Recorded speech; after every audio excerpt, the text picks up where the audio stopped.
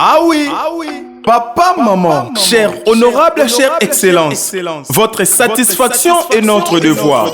Voici la solution rapide pour toute activité des transactions immobilières en RDC. Pour la vente, l'achat et la mise en location de vos biens, meubles et immeubles, contactez l'Agence congolaise de prestations et services. Vous avez une parcelle à vendre? Oji mamacita, Oji mamacita, tu demandes de qui de moi de nous pour toi je redessis massa. Vas-y mamacita, Oji mamacita, en plan ensemble je t'ai dit je t'aime à travers les miningas. Oji mamacita, tu demandes de qui de moi de nous pour toi je redessis massa. Oji mamacita, en plan ensemble je t'ai dit je t'aime à travers les miningas. Quand je pense à toi je suis pas allé, je suis BG encore. Tu t'en fous de mes reproches et de mes erreurs qui sont moches. La bonne j'arrange mes souvenirs dans la rue, je deviens rail. Quand je suis dans le Mbote bandeko balandi shali na biso libota esantu awa toza na commune ya Gambe ya Kasavubu na oyo rond-point force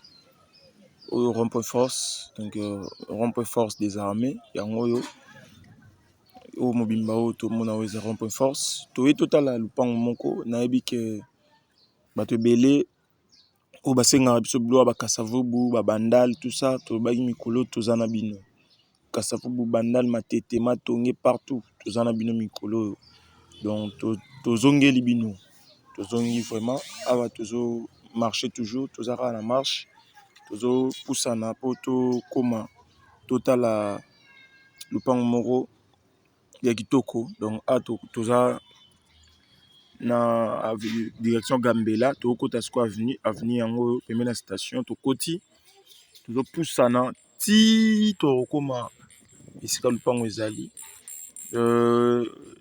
tolingaki tolobaki 2 jours 3 jours oyo euti koleka donc banda lundi mardi mercredi tozalaki na problème ya courant donc boyebi biso nde tofonctionnaka plus faut courant ezala mpona kotraite bavideo mpona kotravailler mpona kotiela bino bavideo botala mpona kosala makambo ebele même donc mpona kozwa image tout ça esengaka toujours connexion ezala image courant ezala po toyeba kotravailler donc mpona baoyo nyonso babetaki bakutu bandaki kotravailler bien te ezalaki na force na biso te force ya courant donc courant so eza te batelefone eza kokangama moyen tozwa baimage eza te moyen donc c'est un peu ça mais tosali quand même effort courant mpe ezongi kaka non bien te tozotravailler toujours bolimbisi na baoyo babengaki bazwa biso te baoyo mpe bakomaki torépondaki te bolimbisi donc toza ensemble biso tozosala misala mpo bino bosomba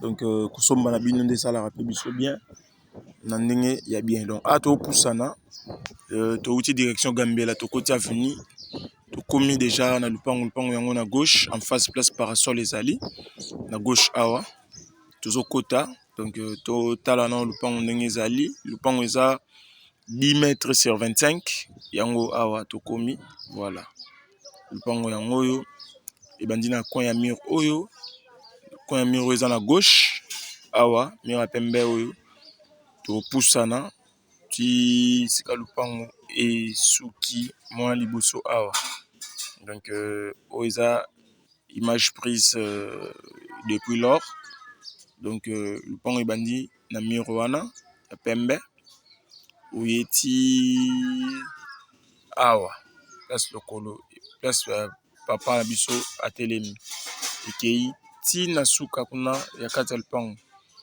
bakokota mpe na kati balakisa donc voilà un peu image est continuée tina suka mur voilà c'est ça donc image est continuée lupango eza 10 mètres sur 25 10 mètres sur 25 donc 250 mètres carrés batiango on a pris à $100,000 à discuter probabilité pe ya morcellement par des ezali donc pour na balinga kozwa morcellement 5 mètres sur 25 5 mètres sur 25 $50,000 à discuter $50,000 à discuter boza le bienvenu Dans le lobby 5 mètres sur 25, 50 à discuter, 5 mètres sur 25, 50 à discuter, 10 mètres sur 25, 100 000 à discuter.